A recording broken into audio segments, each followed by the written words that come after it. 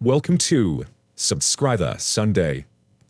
This is where we take a bunch of stories from our own r/Daddy Cring subreddit, share them with the world.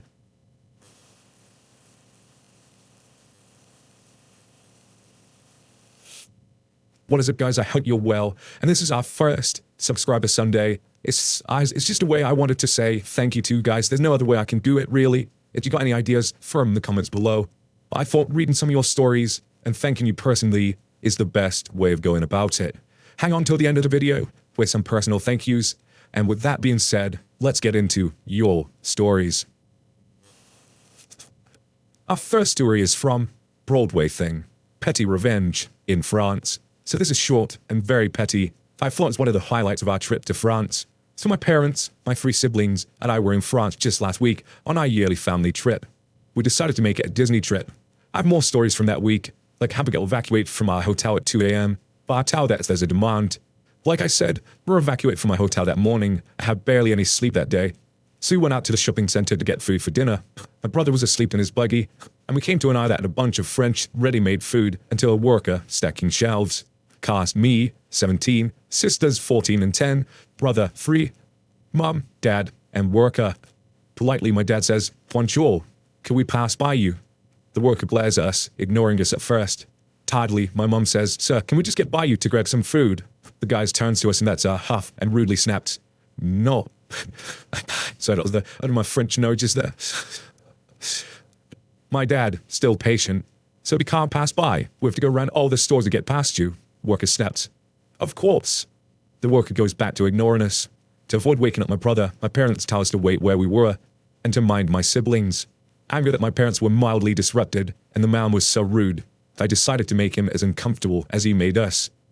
Me, tired and scheming, turns to sister and says in Gaelic, "Just stare at him." So that's what we do. For a good 5 minutes, we stand in absolute silence, blinking every so often, but just staring at the worker.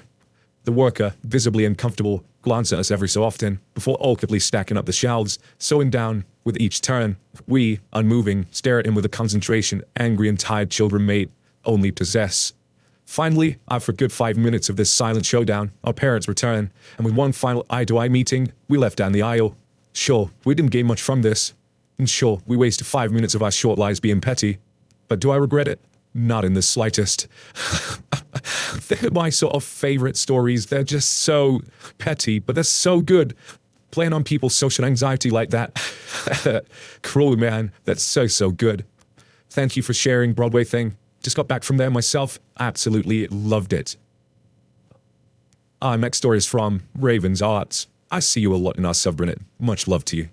Deadbeat sperm donor dad who never paid child support got his very first paycheck garnished. Big time.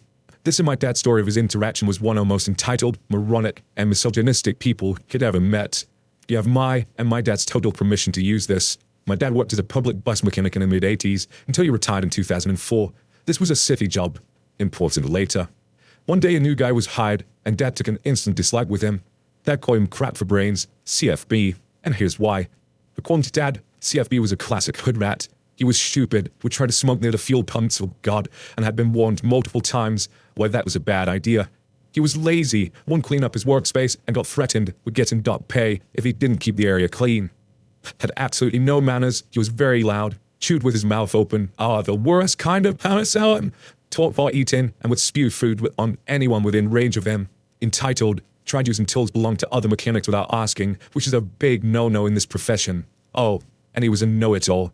Had zero tact and was totally oblivious to others' feelings or thoughts. He would interrupt meetings and conversations, ask questions that had nothing to do with the topic, would out these loud, fake brays of laughter at any joke, and would make several extremely gross comments about the female workers, especially the female bus drivers. He once made a comment of a picture of me Dad kept in his wallet. I'm female. About how nice my tits looked. Only one of my dad's patented glares of death with a warning to never talk about me like that again. I was 15 in the picture and wasn't wearing anything that showed off my tits. Plus, they weren't even that big at the time. Lol. He liked to fart whenever they were talking in a group, sometimes aiming his farts at different people. He'd tick his nose and flick boogers everywhere, then try and hand you something. He also liked to hack up big loogies and spit them at other people's feet. Yep. A real class act. CFB managed to discuss/gross out an entire garage full of mechanics in less than a week, and considering they're mechanics, that's no mean feat. Dad admitted, though, CFB was a rather good mechanic. Dad found him loud, stupid, obnoxious, and boring. Dad hated working with him. Apparently, CFB bragged a lot about any and everything while working, basically never shut up the whole 8 hours. CFB would tell everyone over and over how this was his first official job. All the other ones had been cash under the table and basically minimum wage. And Harry was so hyped since this job paid a lot more. Dad was opening his own check. Overtime, yay, when he heard a yell, followed by lots of long and creative cursing. Dad told me paycheck mechanics got substantial, can't remember how much, but something like $3,500 to $4,000 every 2 weeks, not counting overtime. But when CFB got his paycheck, it was a total of $24. Turned out most, if not all, of his baby mamas had filed for child support. Support it never, ever paid. So when new guy got a city job, his paycheck got garnished a lot, turning $3,500 paycheck into $24 one. Apparently this dumbass didn't know this could happen. Dad and the others had to explain it to him because he thought it was a mistake and was pissed when he realized the truth. He screamed and raged about how unfair it was and how those bitches didn't deserve his money, how it wasn't right, blah, blah, blah. When he tried whining to my dad and the others, they gave him zero sympathy, since most of them were dads, real dads. A couple of them even told him this. He told them to go fuck themselves. CFB was so pissed, he had that actually pay support to his vast quantity of kids. He quit. Dad guessed he went back to working under the table and being a deadbeat dad. The dad heard someone anonymously gave his address to child services and the cops for being a deadbeat arsehole. Wasn't my dad, I asked. Dad had later, CFB got arrested and served jail time. Don't know how long, sorry. Because of that, and because of his latest baby mama, was just a week shy of her 17th birthday. When she gave birth, CFB was 28 at the time. Man, some people really need vasectomies. Edit, guy had a total of 22 kids at that time. 22 kids! That dude has been busy. But how does someone with those manners that were explained at the start even get a girlfriend like that? I mean, come on! He's just like the worst kind of person. I was already done at the point he eats with his mouth open. Can't stand that. Damn, thank you very much for Raven's Arts for sharing that story. Much love. Our next story is from 12345. Throwaway 12345. Karen tells me she should get me fired because she's married to my gay cousin. She wasn't. So I'm going to post this in r/I don't work here, lady, but I wanted to post here first. God bless you. On mobile, sorry for formatting. For a little backstory, I'm in my junior year, grade 11. I'm taking an education course, which basically teaches you how to be a teacher.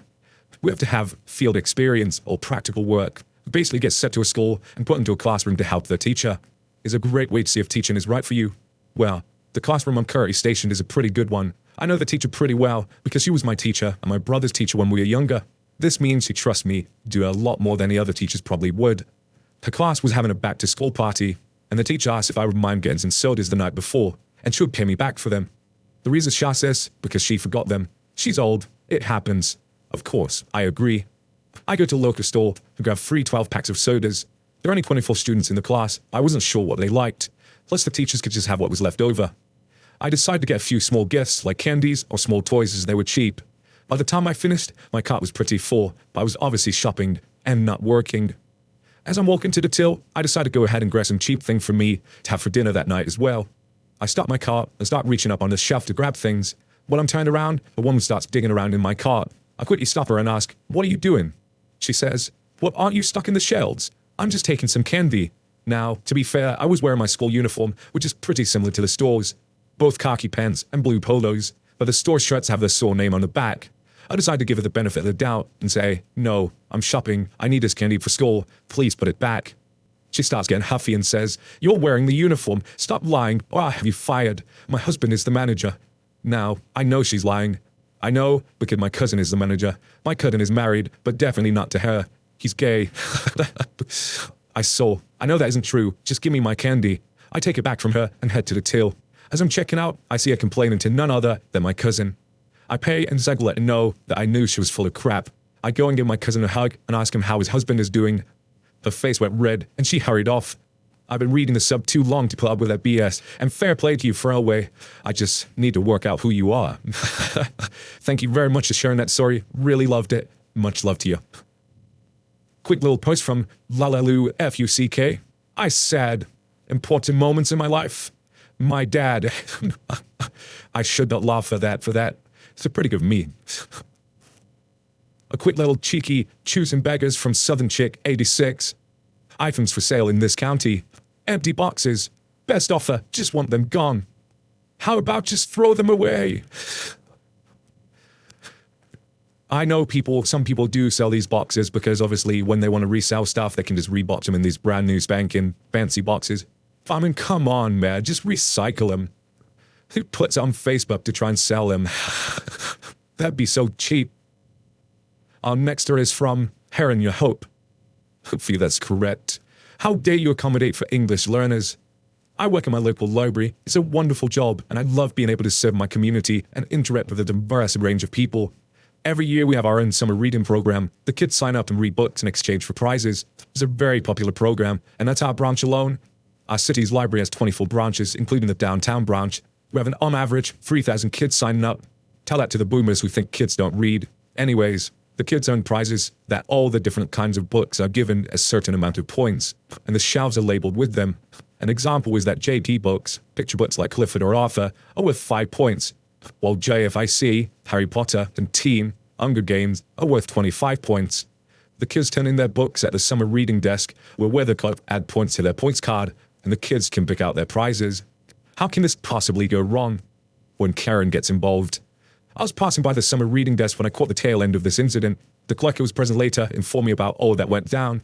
A little bit more background. My city has a high population of immigrants from Myanmar, formerly Burma. Most of them came here fleeing persecution from their government with the help of churches in the States. Most of the Burmese and Chin, an ethnic group from Myanmar, who come here are Christian. For lots of them, learning English has been the biggest struggle in adjusting to their life here, especially for adults and older teens, which is why it's a good thing. The library has a decent-sized collection of what considered high-low, high-interest, low-vocabulary books. These are books that have themes of any normal book, sci-fi, romance, mystery, etc. But the difference is they are very short and use simple sentence structures and smaller words. This way, older people learning to speak English, or illiterate adults, can read something they understand, or not having to read toddler books all the time. The problem came when 2 Burmese girls came up to the desk to turn in their books for points. They had a couple of high-low books that were from the teen section, so they would get 25 points for each book. The hottest bitch known hereafter is Karen noticed that the girls were getting the same amount of books as her daughter. She proceeded to ask the clerk why they're getting the same points for such dim books when her daughter was turning in 2 Harry Potter books. Look how big these books are. How can they be worth the same points? When the clerk explained that the points are given by category and not by book length, the Karen still wasn't having it.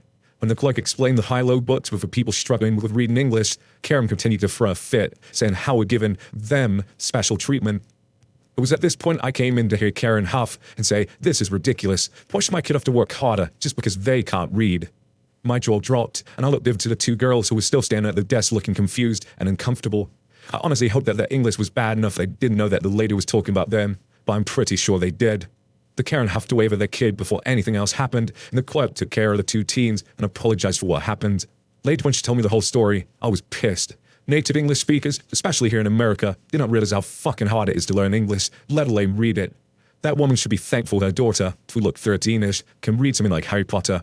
Funny enough, that daughter could have checked out the high-low book herself and gone quick points. So there goes the special treatment argument. This wasn't a crazy incident. There was no screaming, and it was over in less than 3 minutes. This kind of entitlement that gets into my skin. Also, for a splash of irony, one of the languages spoken by the people of Myanmar is called Karen. I have a bunch of tales from the library if anyone wants to post more, and I have stories that involve a juggalo-led book, smuggling scheme. I'm not joking, my dudes. If I got that area wrong, Myanmar, I'm not sure. I have to read up afterwards, but I'm apologizing. Right now, I got it wrong. That's a great story, though, and I totally get you. I mean, those people are already doing their best to learn English by being in the library, trying to get involved in the community, and then they get shit on by people like that. Absolute. I can see why you was pissed about that. Thank you so much for sharing the story, and much love to you. Now, I'm probably going to piss some people off with this next section, but as a subscriber on there, I just want to thank some subscribers that I see in the chat every day, every single day, and it warmed my little stone heart.